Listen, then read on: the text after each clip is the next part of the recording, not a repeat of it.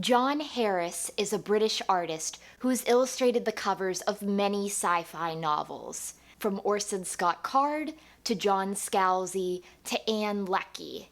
But he's only done the covers for 3 Star Wars books: Michael A. Stackpole's Dark Tide duology and Death Star by Michael Reeves and Steve Perry. Harris's art is beautiful, with watercolor-esque colors and an amazing sense of scale and scope. And I greatly prefer them to the digital art that's found on most of the New Jedi Order covers. Dark Tide Ruin made it to number 9 on the New York Times paperback bestseller list for the week of June 25th, 2000.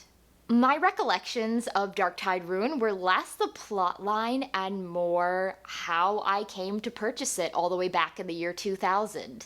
My family went on a trip to Canada. I bought it from a bookstore there. And while I didn't remember a lot of the preceding plotline, the horror of Elegos' fate and of the Battle of Ithor really stuck with me and was what I found familiar in this reread. So, a brief summary.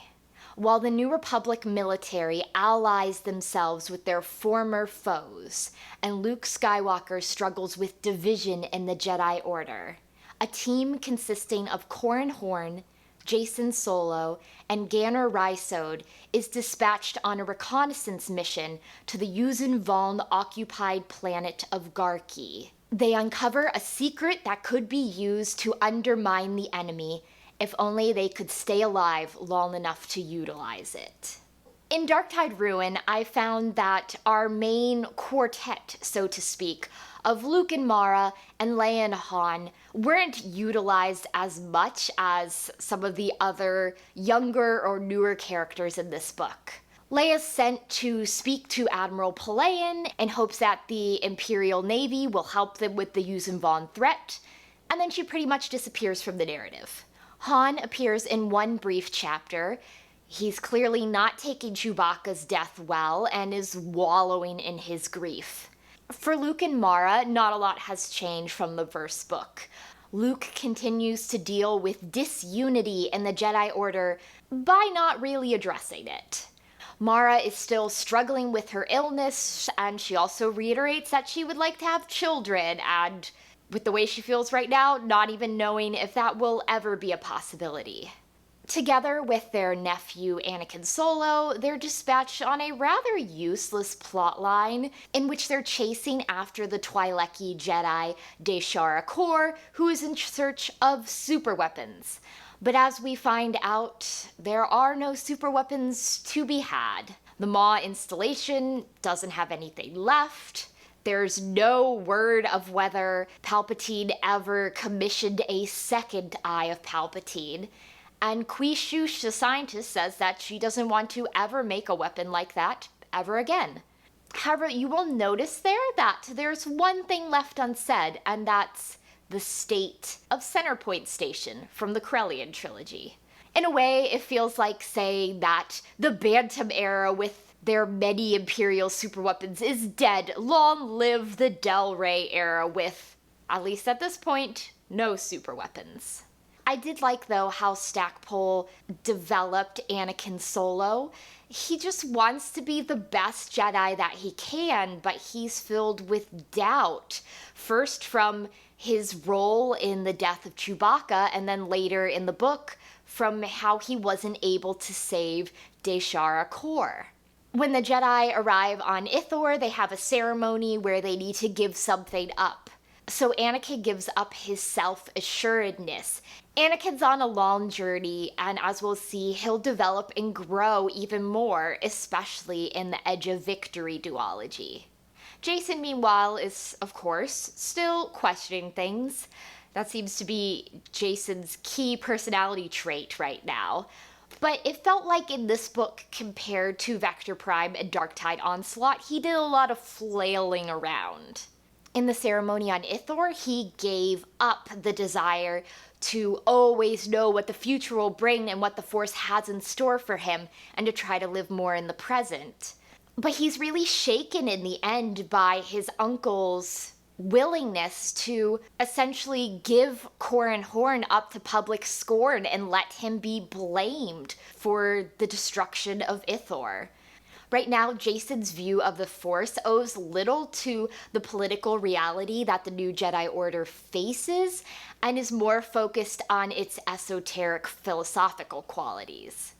We get a little bit more with Jaina, but she's definitely still underdeveloped compared to her brothers. She comes to the realization that just because her parents and her uncle gave so much to the New Republic, the New Republic doesn't owe her special treatment at all. She also is, by the end, grieving the loss of her wingmate, Annie Capstan, but at the same time realizing that she didn't really know her. She didn't make an effort to be friends with her. So while she's sad she's gone, she's also sad about all the things she missed out on. Ganner Rhysode, meanwhile, finally fights the Yuuzhan Vong. When they face them on Garki, the leader challenges Corran, and Corran's like, nope. And Ganner does it. And Ganner doesn't come out well. His confidence in himself and in his fighting skills is shaken. And he ends up reevaluating how he views the fight against the Yuuzhan Vong and how he views his role in the Jedi Order. My criticism here is that I felt like Ganner's about face came maybe a little too suddenly. In the span of a few chapters, he goes from being on Team Kype to Team Luke. It's sort of sudden, and I would have expected maybe him to not change his mind so absolutely. I yo-yo between liking Corran and not liking Corran, and I really liked him in Dark Tide Onslaught. He seemed a lot more mature and mellowed out. But of course, another book had to come for my opinion of Corran to yo-yo back down again. And my final verdict is I got so frustrated with him here in Ruin. Yes, I understand that they needed to allow time to evacuate the Ithorian herd ships to safety, but a personal duel with Shaddao Shai with such huge stakes in the balance would not have been the approach that I would advocate here. The only person that expresses strong discomfort with this plan is Borsk Feria, and he's so blatantly self-serving that we're meant to disregard his accusations and concerns. But surely, lots of other people would say, maybe this isn't the best idea. Corran is wagering that if he wins, the New Republic get to keep Ithor. But that's wagering a lot on one physical fight, and as we see in the book, his winning the fight doesn't even help in the end because the Yuuzhan Vong absolutely do not stand by their word. I did, however, appreciate that in the end, Corran was able to admit that he went too far, he stepped too close to the dark side, and that he's willing to take the blame for what happened and to step back for a time from the Jedi Order. And then on the New Republic military side, we have Wedge Antilles and Tycho Chelchu returning to active duty. Though they're definitely minor characters, they're just here. And even by the Battle of Ithor, they've sort of dropped away from focus. I do like, though, that Wedge admits to all the New Republic politicians that they know so little about the Yuuzhan Vong. They know practically nothing about their culture and their mindset, which is true. They're fighting a foe that at this point they still know very little about. Admiral Palayan arrives to save the day, and with him come a number of Chiss, led by Jagged Fell, the son of Baron Fell and Syal Antilles / Winessa Starflare. I like being introduced to Jag. He's interesting, even though at this point he definitely needs to learn to relax a little because he is excessively grim. I do have to say, though, that the scene where we're introduced to him has not particularly aged well.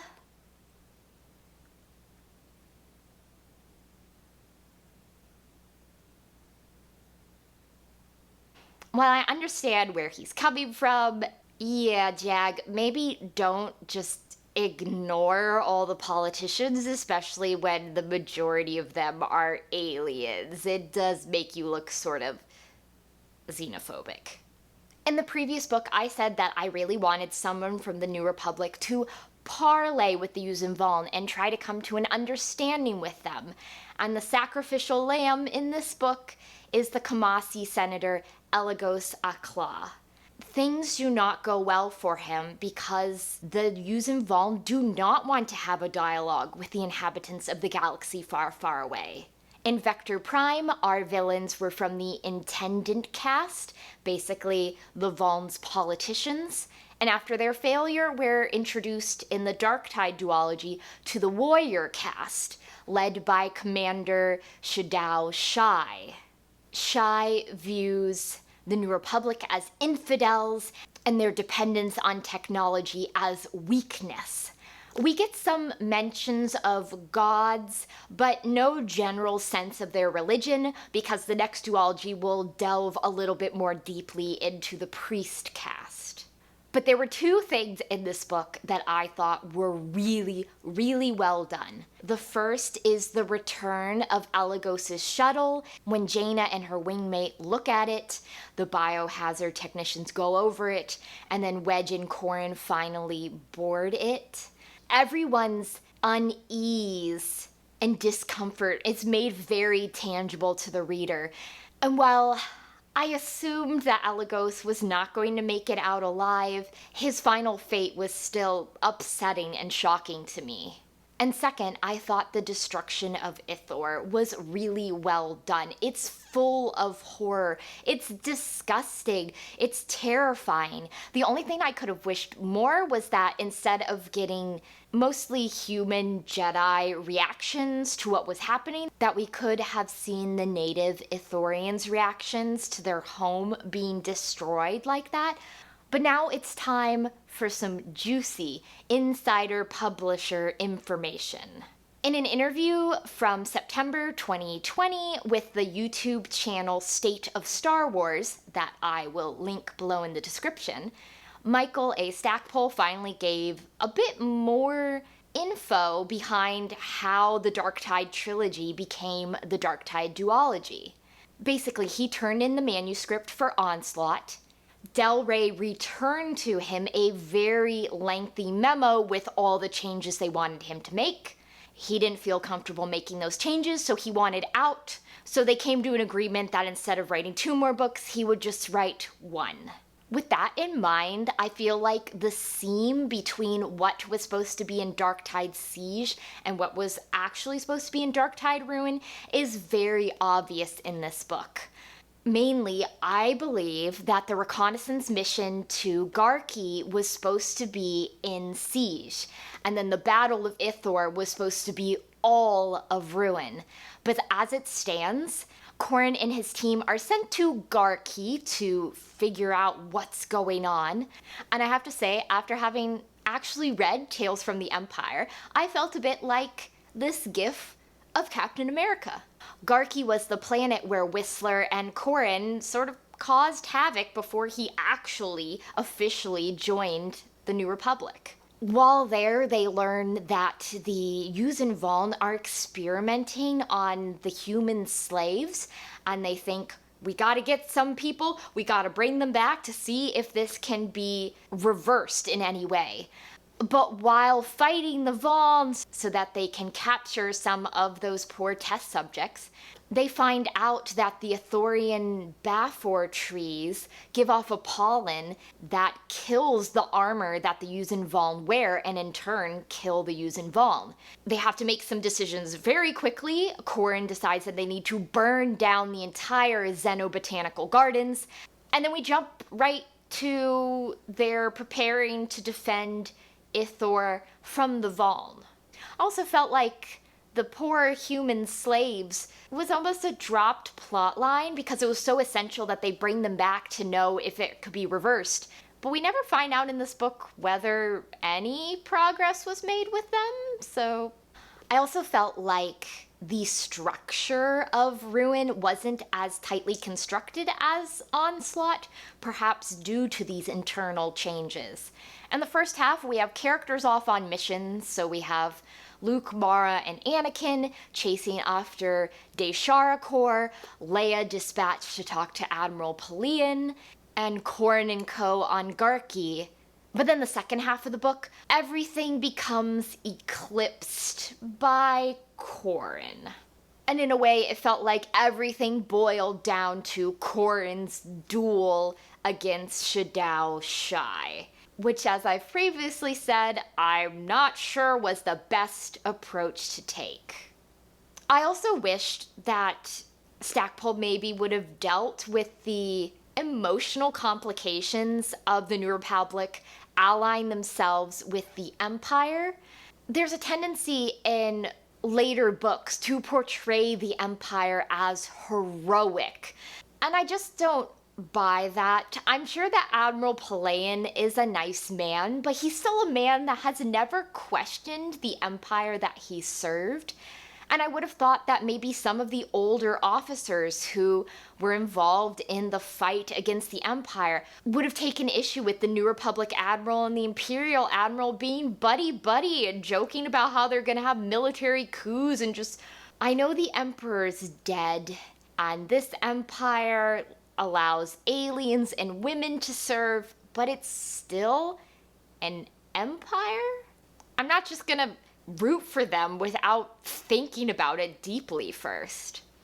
I also don't like how the New Republic politicians are portrayed in these books. It's basically, they're wrong, they're incompetent, they're selfish, and the military is right. And I would have much rather that Borsk Feya had good reasons for his decisions rather than just these stupid things that he does and people yell at him and put him down, and that's fine because he's dumb. It's very worrisome to me that the government of the New Republic is so stupid at this point. I could see tensions between members, but not all of them being this bad and corrupt. I also found that there was an awful lot of awkward dialogue in this book, as well as a return to Stackpole's old crutch epithets. Yes, that's right. Once again, we got, instead of using he or she or someone's name, we got the young Jedi, the green-eyed man. And it's weird because I thought there were some very good conversations in Dark Tide Onslaught, especially between Mara and Anakin. But here, it was just a lot of people talking in an unnatural, forced manner. So, in short, I think that some aspects of Darktide Ruin were done very well, mainly Elegos' plotline and a lot of the Battle of Ithor. But it also felt a lot more scattered than the first book, perhaps because Stackpole was cutting 2 books down to 1. It felt like a lot of scenes were missing their inner connective tissue, and I would have liked to linger a little longer with these characters in the end. So, next time I will be reading a book heavily focused on Han Solo. The first book in the Agents of Chaos duology by James Luceno, Hero's Trial.